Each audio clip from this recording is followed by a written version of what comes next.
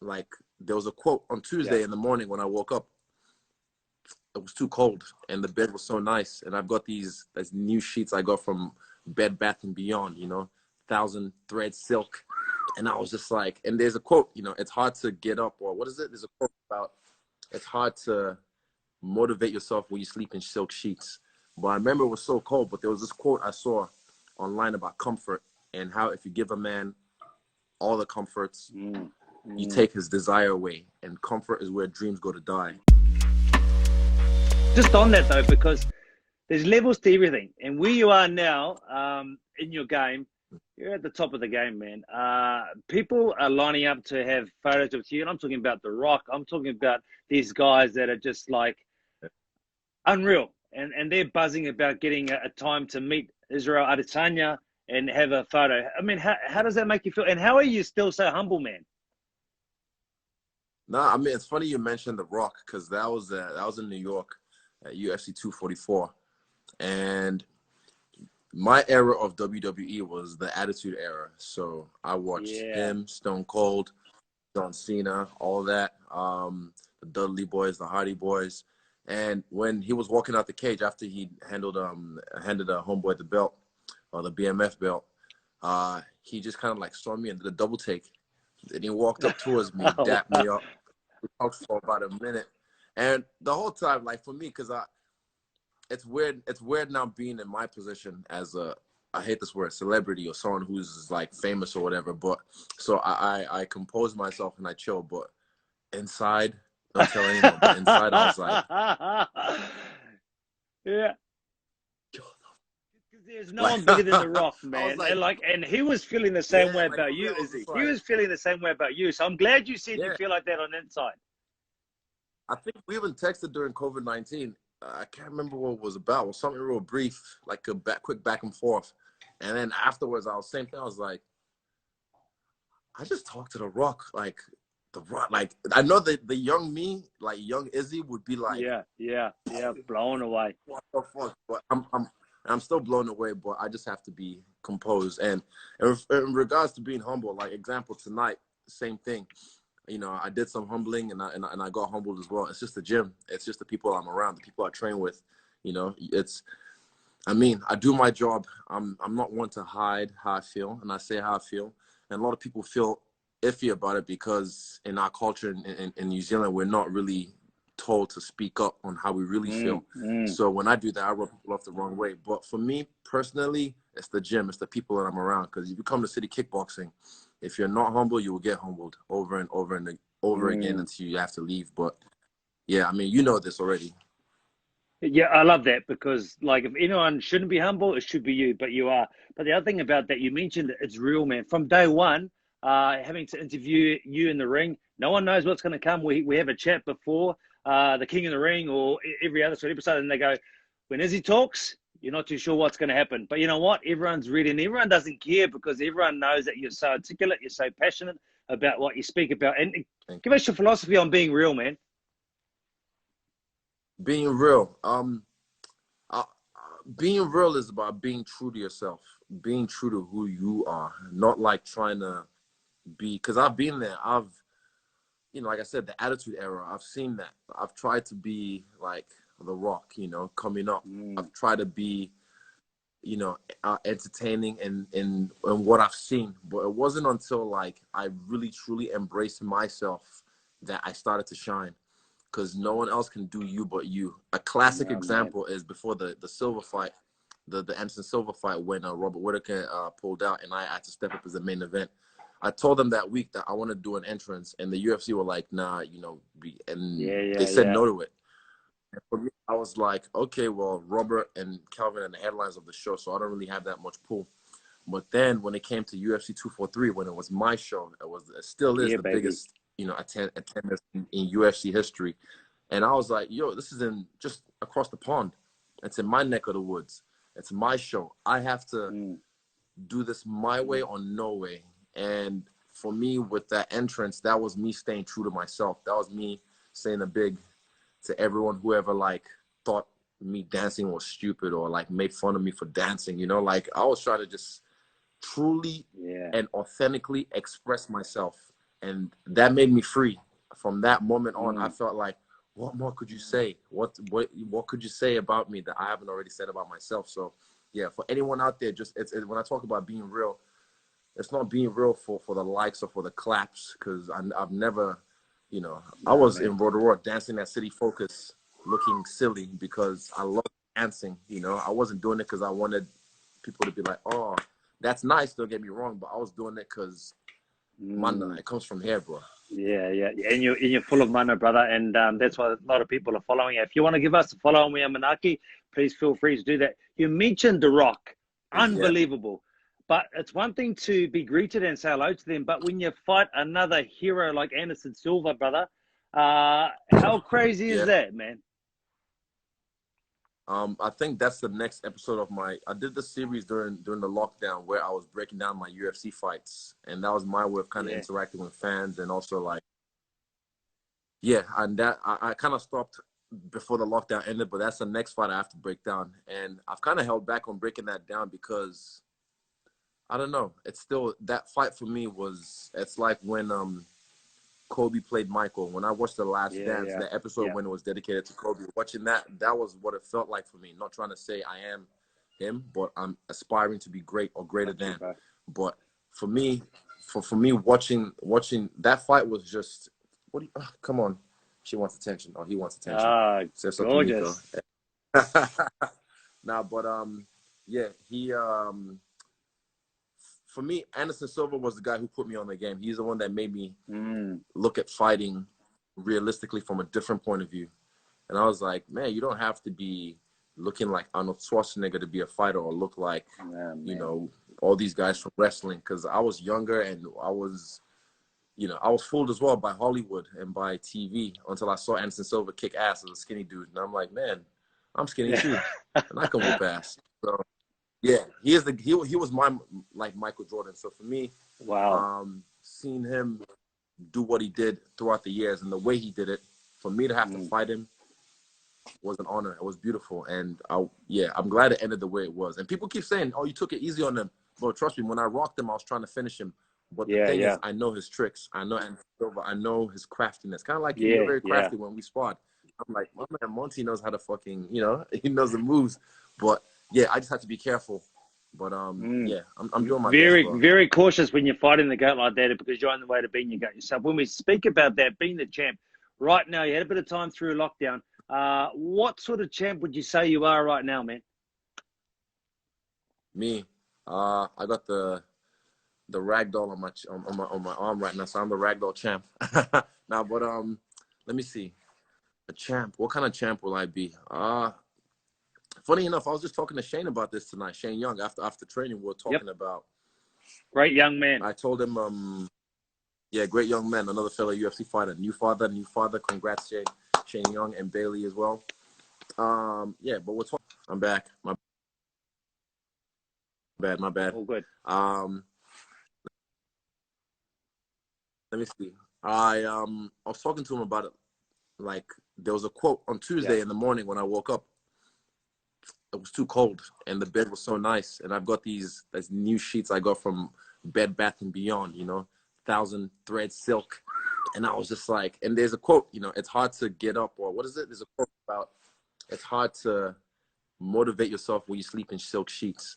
But I remember it was so cold, but there was this quote I saw online about comfort, and how if you give a man all the comforts, you take his desire away, and comfort is where dreams go to die. And that quote stuck with me since Monday. And on Tuesday, when I didn't want to get up, I'll reshare that quote after this. Yes, I'll put it on my please. story so you guys can see it. But on Tuesday, when I woke up, and I was feeling some type of way, that was the quote that got me up. That was the quote that fired me, and I was like, right, let's get after it. And I was talking to Shane about it, and I said, the belt's right there. Hold up, see if I can show you guys. Yeah. The belt is right there on the mantelpiece by the fireplace. But I told him it doesn't do shit for me. It doesn't do shit for me anymore. That was like one of my motivations. That was one of the plateaus I had to reach, and I've reached it now. So I'm like, right, what next? And I told him it's what you have, because I said he's a new father now. So it's what you have. He has a son, and I feel like that's my next goal. I want to do this for my family. I want to create a platform where I can use to dip into different networks and create generational wealth for my offspring's offspring's offspring. So that's my Beautiful, new brother. goal. Not this. This is nice. And I've said it from day one. I was like, look, it's just a plastic, you know, fancy tiara. But it's a nice one. It's The a cat nice just one. failed. Oh, poor cat. Sorry. Yeah. It is a nice one. It does look good. Like I said, gold looks good on black skin because I'm all black. Just on that, brother, because like you're making impact now in the octagon, out of the octagon with what you're doing. You mentioned being your biggest goal is, you know, family and doing something for your family. If you had to choose between one, impact in the octagon or impact out of the octagon as a person, what you're doing now, and you don't have to because you're doing both, but if you had to, brother, which one would it be? Or definitely outside the octagon. Fighting is just a small portion of my life. It's a special portion, don't get me wrong. It's a portion that I'm super grateful for. But yeah, fighting, I'm not one of these guys who gets enthralled by everything. I have been. Yeah. I got lost in the sauce for a while. And I've been out of it, but lost into it again over the last 10 years. And you kind of, even after my first Super 8, the one where they cheated me out of, when I whooped that. Yes, Daniel Laman. Like, I mean, everyone knew you won that one, we brother. can't let this guy who has no. Exactly. Yeah. So after that fight, I remember like I lost. I didn't get my 50K. It was just only certain people stayed with me. Only certain people were really cool with me. So I've like I said, I got lost in the sauce. I got lost thinking I'm the man. So I've been there and I've lost it all and I've won it all again and lost it all. And now I'm back on top. That's what keeps me grounded. The people around me, like I said. But yeah, if out of anything, I'd definitely pick the impact outside the octagon because this is life. Like, I can't wait, man. I don't want to go too much into it, but I know I can see it in your eyes, brother. I can see it in your eyes. Right now for the world. And you've done so much before with purpose and why. Once you have your own family, brother, the purpose is unreal. The motivation to go on and kill it, man. And I think you're going to be even more deadly. You know. Now, like, a lot of people had a good time through COVID-19 to sit down and think about life or think about what's important and what's not. Maybe you've alluded to it now, but for you, the style bender, the UFC middleweight champion, what was going through your mind? Because there had plenty of time to think.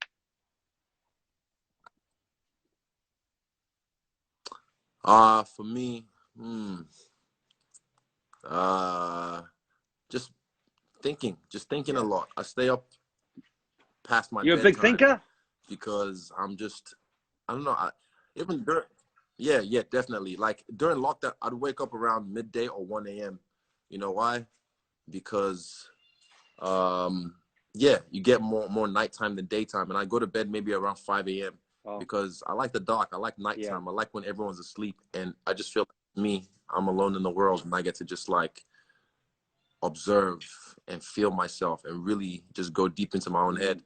And yeah, I went through some ups and downs like everyone during lockdown. And I shared some of it. And because I felt like if I can flex, you know, my wealth, I can flex my feelings and let people know it's okay. Like people in my position go through shit as well. But yeah, for me, I was just thinking about everything around me, the state of the world. Yeah, everything. What's your earliest throwback to your first memory of New Zealand as a kid when you came over?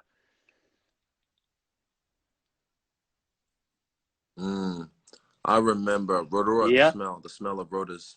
That was like my earliest memory.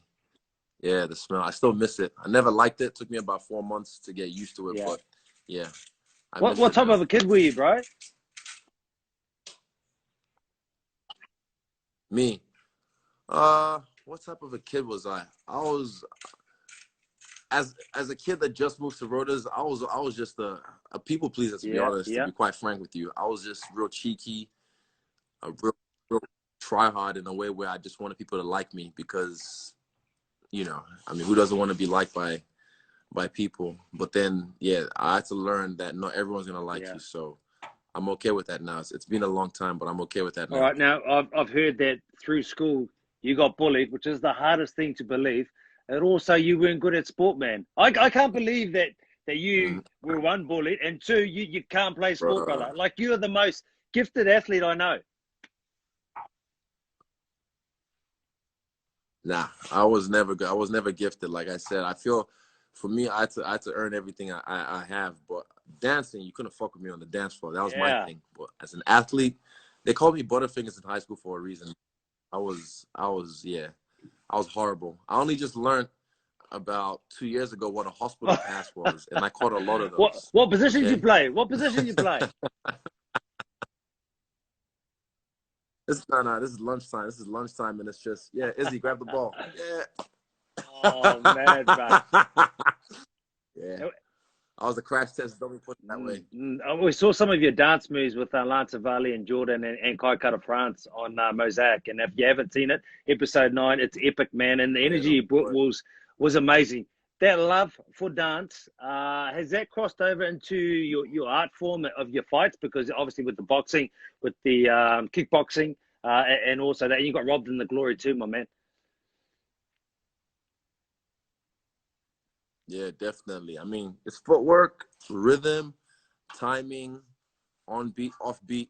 They all have parallels. They all have the same parallels, you know? Yeah, it definitely, like, there was a famous samurai. I don't think it was Miyamoto Musashi. Yeah. Was it him? He said, never give a sword to a man who can't dance. That's a famous quote. I can't remember who. It might be Miyamoto, but I can't remember. But that speaks volumes with myself because, yeah, I can dance and I have a sword. I love quotes, man. Do you have a favorite quote or two? I love quotes. Do you have a favorite quote or two? A what? Oh, my favorite quote. One that I've known like since I was probably 13, 14 is 50 Cent's album, Get Rich or Die Trying. But it was never about money for me. Like that, I just like that quote. Yeah. It was so simple. It was get rich or die trying. But for me, it meant like just whatever you want to do, you do it or you die trying. Like that was the mentality I've had through getting to this point in my life, and trying to get to the next plateau of my life is get rich or die trying. Beautiful. But I'm a fan of quotes, and I love quotes. Hard work beats talent when talent won't work hard. Now, what's your favorite one? That's probably one of my favorite ones. But like I normally tell the kids that I go and talk to, if you work hard and you've got talent, you're Sonny Bill Williams. Now, when I think about talent and working hard, now I could say it's you, Israel Adesanya. But are you telling me that it's more hard work than X Factor that has got you to the point where you are today, my man? I won't lie. There's something. It's a fine line. This is a thing where I talk like this. People are like, oh, he thinks he's. No, you are the man. I am the man. Yes, I am. But like at the same time, yeah. But I know at the same time, Monty. I know at the same time, I ain't shit. I know I'm getting called. Oh damn it! Everyone's just blowing up my phone. Damn it! Now hold up. I see what I go through every day. I know my own personal struggles. I know my downfalls. So I know I ain't shit. So it's a fine line. I'll say you realize you're the shit, but realize you ain't shit. So it's a fine line you have to walk. But for me, from day one, I've just known like, I think fight number 4, my 4th kickboxing fight, or 3rd, sorry, my third kickboxing fight. I knew I was gonna be the greatest. I knew I could be the best at this. And I'm not saying this to try and like blow smoke up my own ass. I'm just like, I knew I was like, I could be the best at this. Now we spoke about dancing and how that's helped you in your transition for the fighter. And then my business partner just mentioned Balmoral Liga. I was very, very lucky to spend some time underneath Lolo Hey Moli. Yeah, exactly, brother. Talk to me about the lineage in that, you know, Eugene, the legend that he is, Vinny, you know, Doug Viney, everyone. I mean, Lolo, it's an amazing group of people that have come through the race, everyone. And in your amazing speech that you gave at the Halbergs, you gave credit to those who've gone before you.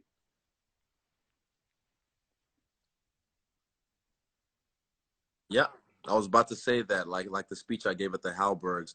I'm even surprised. I'm like, how did David Tua not win one of those? Like, I'm baffled because I heard I might be the first colored person or man to win it, first colored male to win it. So I'm like, how did David Tua not win one of those? That's one thing that just really like, huh? Really? So I had to pay homage to the people before me, but oh damn, cat hair. What's his name? Yeah. So Lolo is pretty much the grandfather in my sport to me. And for him will be Sifu Philip Lambs, who's the godfather, as he's known. You know, Ghost Fist, Sifu Philip Lam. He's the guy that brought Muay Thai or kickboxing to New Zealand and really made it popular and put on his Philip Lam shows. So it was Philip Lam that passed it down to Lolo, who passed it down to Eugene, who then passed the knowledge on down to me. And I remember when Eugene first spoke about Lolo, like before I ever met him, he spoke so highly of him and said, like, I've seen the man change the course of a fight in the third round with a few words in 1 minute to a fighter. And I was expecting this Adonis, this man, this like myth. And then when Lolo came, he's quite soft-spoken, just a lucky old man. I'm just like, oh, I didn't even realize I was talking to Lolo till, you know, I think he introduced himself and stuff, but till Eugene said, this is my trainer, I was like, oh, you're the guy. And I was like, ah. But then over the years of seeing how he's worked with his fighters and how he's carried himself, yeah, I know he's definitely one of the best coaches of all time. And he's even like said that to Eugene. He's kind of also passed the torch to Eugene in one of his one of our fights actually. Eugene, I think Lolo told Eugene that he's definitely one of the best coaches in the world. I know so you're giving Eugene a hard time because he came in the penguin suit for the Halbergs, and their chemistry back and forth with you is awesome. But how special is Eugene, man? Because I've seen him work through the years, and he still fought not so long ago, and MMA still, you know, changing the game up.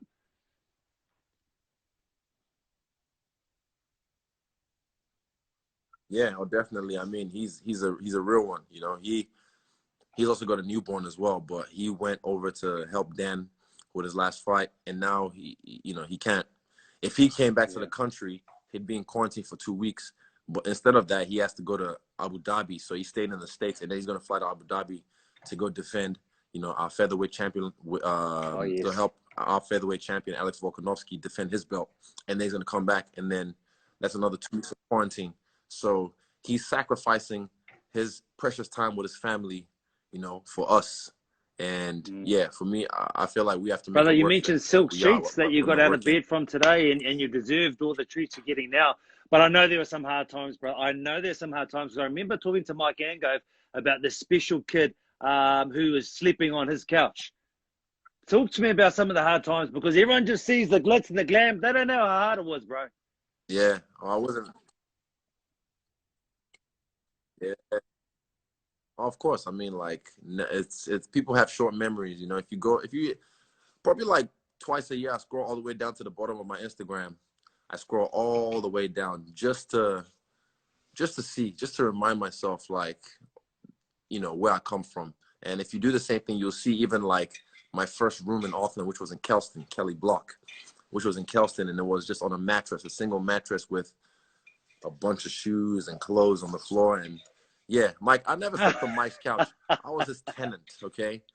I was late for rent, maybe 4 or so. But who's counting? Only Mike counts, okay? So Mike can't go. No. Why do all of the hardest sports in the world, and not only just do them, you go and you be successful and you win them and you pick them. Why do that? And is UFC the hardest art form out there? Because to me, it's chess. It is. You got to be two moves ahead, man. UFC is the brand. Yeah, MMA, UFC sorry. is the brand. MMA is a sport. You gotta say MMA. MMA. I'd say training for MMA. MMA would be one of the hardest sports in the world. I can't say it's the hardest sport in the world, but it's up there because we're not just doing one thing. Like tonight, I did wrestling, VO2 Max wrestling.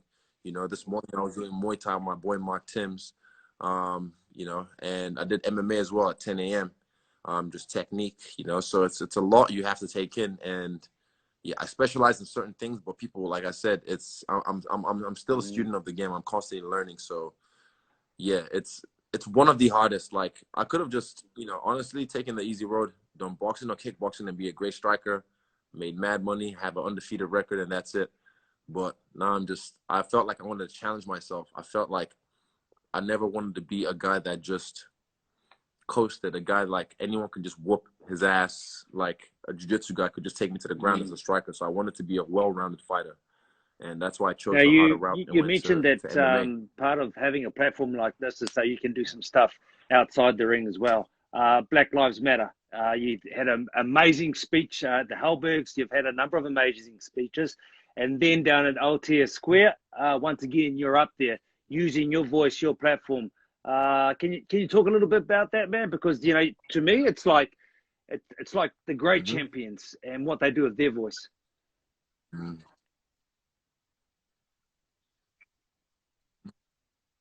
Yeah. I mean, I went there just to support. I wasn't meant to speak, but then Mez pointed me out and was like, initially I said no because I felt like I didn't want to make it about me. I was being, you know, shy. And I was like, nah, you know, I have to remind myself who I am. And I have to speak because, first of all, I'm Black. Second of all, I'm on a platform and people are going to listen. So like the Halberg, I just spoke from the heart. And in certain moments, I can tap into this thing and I become a vessel and the right thing comes out. And that's how you evoke change, by speaking your truth, staying true to yourself, like we talked about.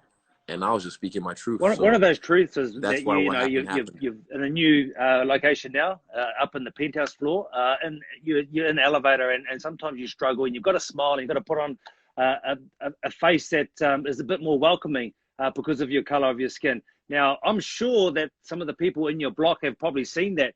Have they changed their view towards you? Have they said anything to you? Because, you know, when I saw that, bro, that hurt me, man.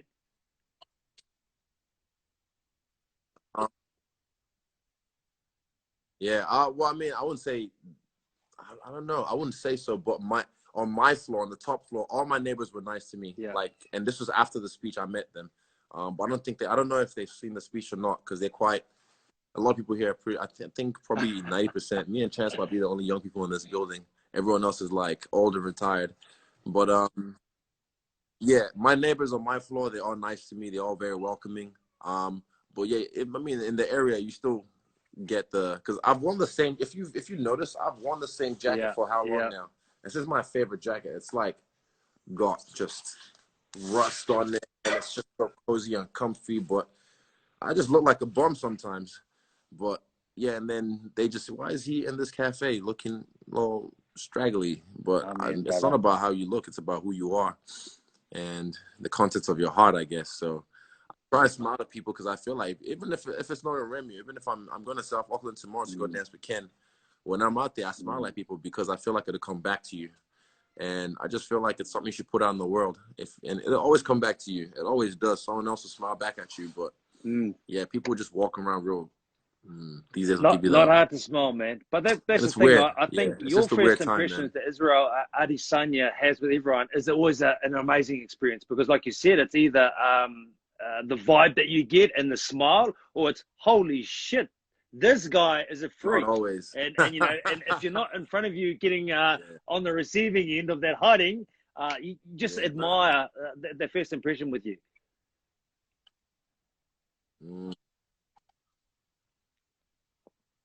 Yeah, I mean, it's not always, though. It's not always. I mean, some days I might not be in the mood.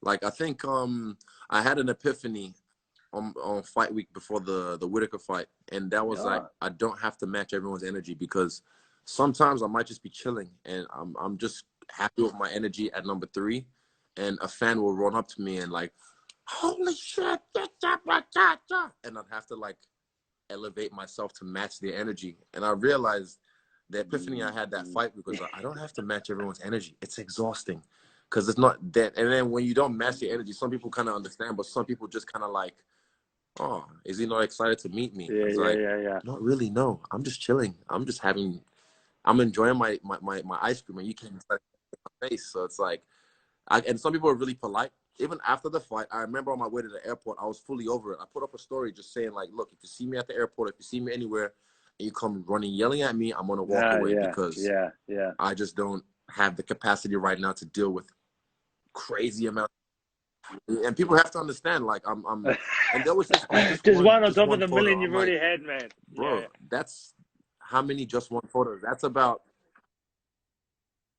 and I'm gonna have as well. I see in public events, so I have to kind of say no to people a lot lately, and then I'm an asshole for that. But I don't give a fuck. I don't care. I'm living my best life. So I just like, I still say yes if people are polite, but if people aren't polite, then I'm just like, cool. Glad I didn't take a photo with you anyway. But it's just because if I say yes to one, then it's like a zombie apocalypse. Then there's 5 more coming, and I'm like, oh, I don't want to spend the next fucking hour taking photos with every single person. Oh, And someone some of take a them don't even photo. know Yeah. me. They just see, Yeah. ooh, Yeah. so that guy's famous because people are Just around on him. that, I brother. want a photo too. Exactly. So it's just, yeah, I have to protect my energy. Yeah, I have to protect my energy, and I have to protect myself, and everyone, you as well, whoever you are at home, you have a right to And protect this your is energy We as Are well, and not Manaaki. just It's a protect page that yourself. helps business navigate through COVID-19, which you've supported, which is amazing. Now, if we talk business and we say you have to protect your energy, and you also have to protect what you've earned and your income, and by the way, don't be afraid to give us a follow. You protect your income. So 30 now, I think you're at 30, you're coming up to 30. You've made a lot of money, and I reckon you're meticulous in your planning, man. What have you done to ensure that you 30. still wake up in silk sheets for life, brother?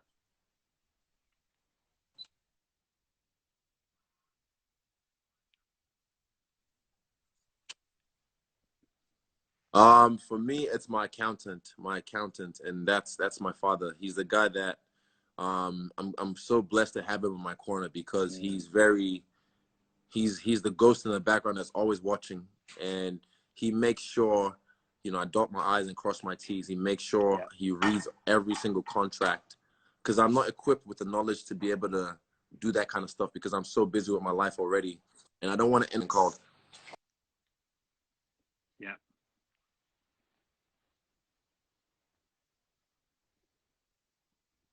I don't want to end up like a lot of these stories that we've seen, of guys who rise and fall because of lack of education, being illiterate, or fucking with the wrong managers or the wrong people. So, yeah, for me, it's just being financially literate. So I'm being schooled on the game of real estate, on the game of owning your That's bloody likeness, awesome. It's great to hear, not man. signing I your knew life you're gonna away, a have lot of a things. sort of And answer like that, that's because just you're thanks to my meticulous in team, but everything you especially do, thanks to brother. my Are pops. you a dreamer? How often do you dream, and do you still dream now? And is it not just down to that lane of fighting? Because it looks to me you're a deep thinker, and I'd love to know what's up there in terms of dreams for Israel.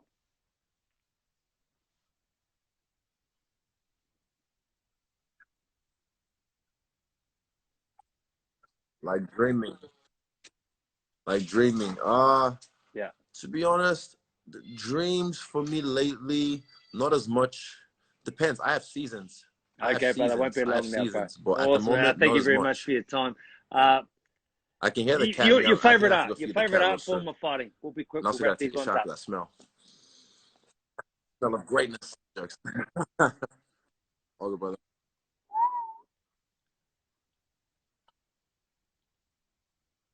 My favorite art form will be Muay Thai, stand-up striking. I still love grappling. Lately, I've been working a lot of Muay Thai, like not just stand-up fighting, but a lot of Muay Your Thai biggest with my moment. boy I Mark mean, you've Timms, had like I so said. many But it's just ups, man. So reminding many ups, myself so of many. some old You've won. weapons I haven't You've used got in a more long belts than time. I've got underwear, brother, and everything else. But the favorite moment for Israel.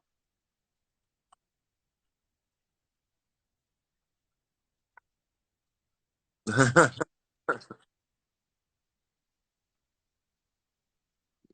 man.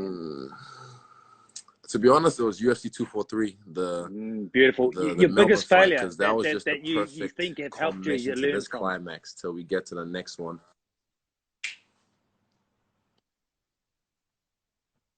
or best failure. Mm. Ooh, my biggest failure. Let me think. Ooh, there's a few. There's a few. Where do you want to start? Mm. Best failure. My best failure, I'd say, was my first loss to Simon Marcus.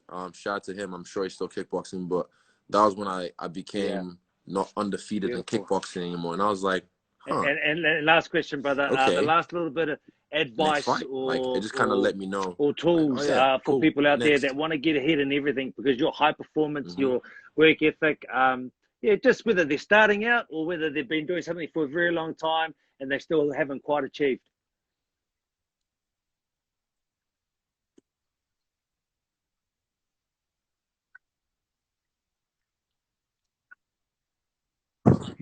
Um, another one. Someone talked to me. My man Robel. We're talking today, before training actually, about because he heard an interview of me talking about me saying I never want to fight, Like, I wanted Dana White's job. Like, you would never pay me enough to fight. And he feels like he was there right now because Robel, my boy, comes from a different background. Like, he's a refugee. Like, he's seen some things that we've never seen. Like, some things, you know what I'm saying? So, yeah, he mentioned about what drives me. Why do I want to fight? And it's not money, is it? I was like, not never money, because if you chase money, you'll be disappointed. But for me, I just did what I loved. You know, if you want to make money, chase opportunity. Find what the opportunity is right now and chase that. But for me, I just did what I loved, and it just happened to create an opportunity. And through my passion, because I'm a very passionate person, through my passion and my drive, like I said, get rich or die trying. That mentality, I just knew. And when you know, you know. If you know, you know. And I knew. I've always known. So, as well, you as well. If you know, you know. Don't kid yourself. If what you're doing right now is not for you, stop. My last job was September the 4th, 2013. Yeah, September 4th or 3rd. September 4th, 2013. I think that was the date. And I never looked back. And Brother, I I just remember want to that thank you date very much for because your time. I You was are like, I'm never passionate. doing this You shit do have again. I'm glad I huge worked that job. mana. I'm so You're an grateful because it outstanding let me know man what I don't want with in work life. ethic and X factor. And thank you for giving us some of these absolute gems that have helped you succeed, brother. Thank you very much for your time, Izzy.